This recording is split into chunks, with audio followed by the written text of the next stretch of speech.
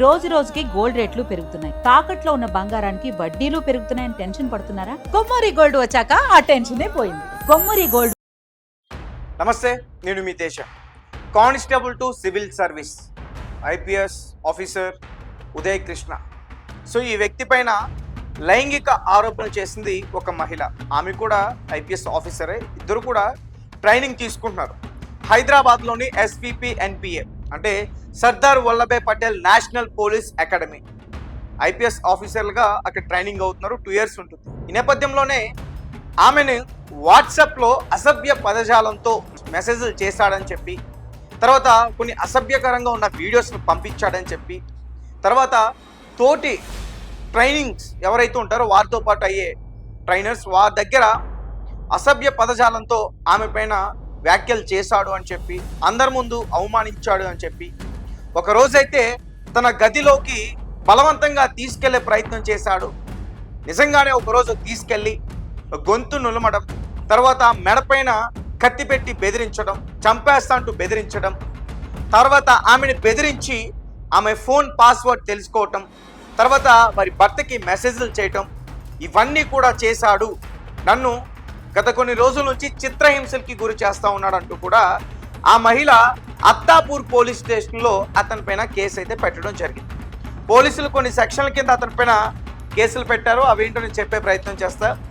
BNS యాక్ట్లోని 74, 75, 77, 78, 79, 127(2), తర్వాత 115(2), 351(2), తర్వాత IT యాక్ట్లోని 66E, 67A.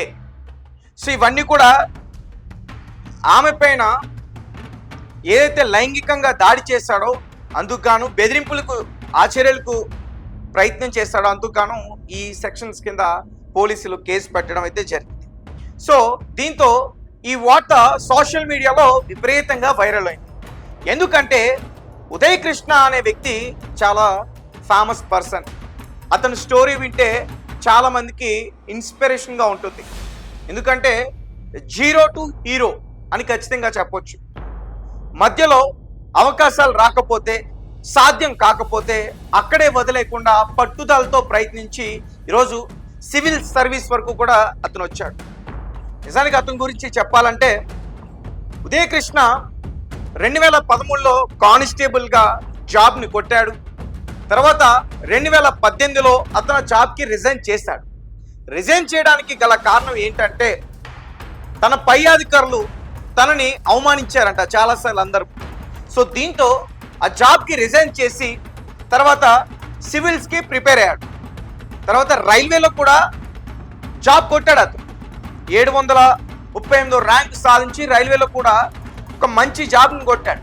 So దాన్ని కూడా కాదనుకుని నేను ఐపీఎస్ఏ కావాలని చెప్పి మళ్ళీ ప్రిపేర్ అయ్యి 360 ర్యాంక్తో ఐపీఎస్ ఆఫీసర్గా అతనైతే ఆ జాబ్ సాధించడం అయితే జరిగింది. ప్రస్తుతం అతను ట్రైనింగ్లో ఉన్నాడు, ప్రమోషన్. సో 2 years ట్రైనింగ్ అయిన తర్వాత వారు అఫీషియల్గా ఆఫీసర్లుగా వస్తారన్నమాట. సో అలాంటి టైంలోనే ఒక మహిళను వేధించాడంటూ ఈ ఆరోపణలు తన పైన వచ్చాయి. సో దీంతో అతను ఆత్మహత్యా ప్రయత్నానికి పాల్పడ్డాడు. ఈరోజు హైదరాబాద్లోని మోతీ నగర్, ఎర్రగడ్డ పక్కన ఉంటుంది. ఆ ప్రాంతంలో వారి కుటుంబ సభ్యులకు సంబంధించిన కొంత వారు అక్కడ నివాసిస్తున్నారు. సో వారి దగ్గరికి వెళ్ళి ఫుల్గా మద్యం సేవించి దాంతోపాటు శానిటైజర్ తాగేశాడని వారి కుటుంబ సభ్యులు చెప్తున్నారు. పోలీసులు నిర్ధారించలా, డాక్టర్స్ డైరెక్ట్గా చెప్పలా, తాగి ఉంటాడేమో అని చెప్పి వారి కుటుంబ సభ్యులు అయితే చెప్తున్నారు. సో దీంతో ఎస్ఆర్ నగర్లోని జయంత్ హాస్పిటల్కి హుటాహుటిన అతను తీసుకొచ్చారు. వైద్యం అయితే అందిస్తున్నారు. స్టమక్ అంతా కూడా క్లీన్ చేసే ప్రయత్నం చేశారు. కానీ 24 గంటలు గడిస్తే కానీ అతని గురించి ఏమీ కూడా చెప్పలేమని చెప్తున్నారు. ఎందుకంటే అతన్ని తీసుకొచ్చినప్పుడు అతను స్పృహలో లేడు. తర్వాత స్టమక్ క్లీన్ అయిన తర్వాత కూడా అతను ఇంకా స్పృహలోకి రాలేదు, అబ్జర్వేషన్లో ఉన్నాడు. తర్వాత అతను బ్లడ్ శాంపిల్స్ ఇవన్నీ కూడా బయటికి పంపించారు. అవన్నీ కూడా మళ్ళీ రావాలి, ఆ రిపోర్ట్స్ అన్నీ కూడా రావాలి. సో దాని తర్వాతే మేము ఏదైనా చెప్తా ఉంటూ కూడా డాక్టర్స్ అయితే చెప్పడం అయితే జరిగింది. ఈ ఇష్యూ కాస్త వైరల్గా ఈరోజు మారింది. ఎందుకంటే ఇతను ఇన్స్టాగ్రామ్లో చాలా ఫేమస్ పర్సన్, ఫేస్బుక్లో కూడా చాలా ఫేమస్ పర్సన్, దగ్గరగా 70K ఫాలోవర్స్ ఉన్నారు. సో ఇతను చిన్నప్పటి నుంచి కూడా గవర్నమెంట్ స్కూల్లో చదువుకున్నాడు. పైగా ఇతనికి తల్లి తండ్రి లేరు, నాయనమ్మ వద్దే చదువుకున్నాడు. అలాగే ఒక చిన్న కూరగాయల వ్యాపారం చేసుకుంటే దాన్ని కూడా సపోర్ట్ చేస్తూ కష్టపడి చదివి కానిస్టేబుల్ జాబ్ కొట్టాడు. అది వద్ద అనుకుని దాని తర్వాత IPS ఆఫీసర్ అయ్యేంత వరకు ట్రై చేస్తూనే ఉన్నాడు. సో ఇతని గురించి ప్రస్తుతం ఉన్న కూటమి ప్రభుత్వంలో ఆంధ్రప్రదేశ్ ముఖ్యమంత్రి నారా చంద్రబాబు నాయుడు గారు కూడా ఎక్స్ అకౌంట్ వేదికగా ఇతనికి అభినందనలు తెలుపుతూ ట్వీట్ చేశారు ఒకానొక సందర్భంలో. సో అప్పుడు కూడా ఇతని గురించి చాలా మంది మాట్లాడుకున్నారు. ప్రముఖ న్యూస్ ఛానల్స్ కూడా ఇతన్ని పిలిచి ఇంటర్వ్యూలు చేయటం ఇవన్నీ కూడా జరిగాయి. సో ఇతను కొంచెం ఫేమస్ పర్సన్ అనే చెప్పాలి.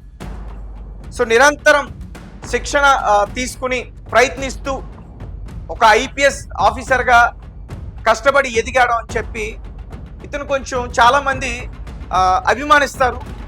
అలాగే చాలామంది అతన్ని ఇన్స్పైర్గా తీసుకుంటారు. సో అందుకను ఇతను కొంచెం ఫేమస్ అయ్యాడు. సో అలాంటి వ్యక్తి పైన ఈరోజు ఇటువంటి లైంగిక ఆరోపణలు వచ్చాయని చెప్పి సో అతనే చాలా ఎమోషనల్ అయిపోయి నా గురించి తప్పుగా చెప్తున్నారు, అవి కేవలం ఆరోపణలు మాత్రమే అని చెప్పి ఒక ఇన్స్టాగ్రామ్లో ఒక పోస్ట్ని పెట్టి దాని తర్వాత కొన్ని క్షణాల్లోనే బలవన్మరణానికి పాల్పడ్డాడు. నిజానికి డిపార్ట్మెంటల్ ఎంక్వైరీ జరిగింది. ఇతని పైన ఆరోపణలు వచ్చిన తర్వాత ప్రివిలేజ్ కమిటీ వేశారు, ఎంక్వైరీ చేశారు, విచారణ చేశారు. CCTV ఫుటేజ్ ఆధారంగా ఆ మహిళ చేసిన ఆరోపణలన్నీ కూడా నిజమని వారు తేల్చేశారు. దాని తర్వాత ప్రివిలేజ్ కమిటీ తాత్కాలికంగా ఇతన్ని సస్పెండ్ కూడా చేసింది. సో ఇవే బయట న్యూసెస్లో ఎక్కువగా వస్తూ ఉన్నాయి.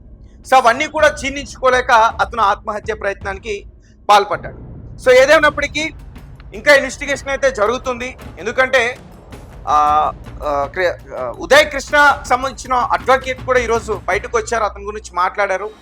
కేసుకి సంబంధించి ఇంకా విషయాలు చాలా బయటికి తెలియాల్సినవి ఉన్నాయి.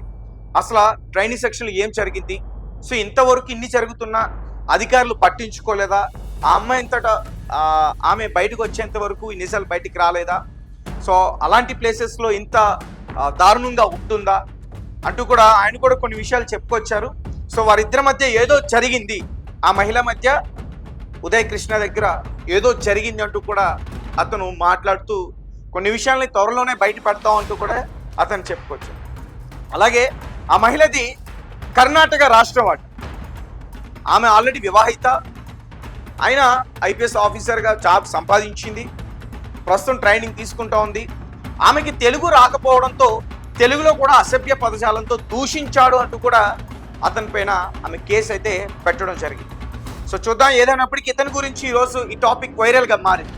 సో పోలీసులు ఇంకా ఫైనల్గా తేల్చాలి ఈ కేసుకి సంబంధించి. మరి ఇతను అసలు ఏం చేశాడు, అవన్నీ ఆరోపణలు మాత్రమేనా, లేకపోతే వారిద్దరి మధ్య ఏదైనా జరిగి కావాలని చెప్పి ఆమె ఆరోపణలు చేస్తుందా, లేకపోతే 2018లో ఇతను జాబ్ రిజైన్ చేయడానికి కారణం కొంతమంది పై అధికారులు.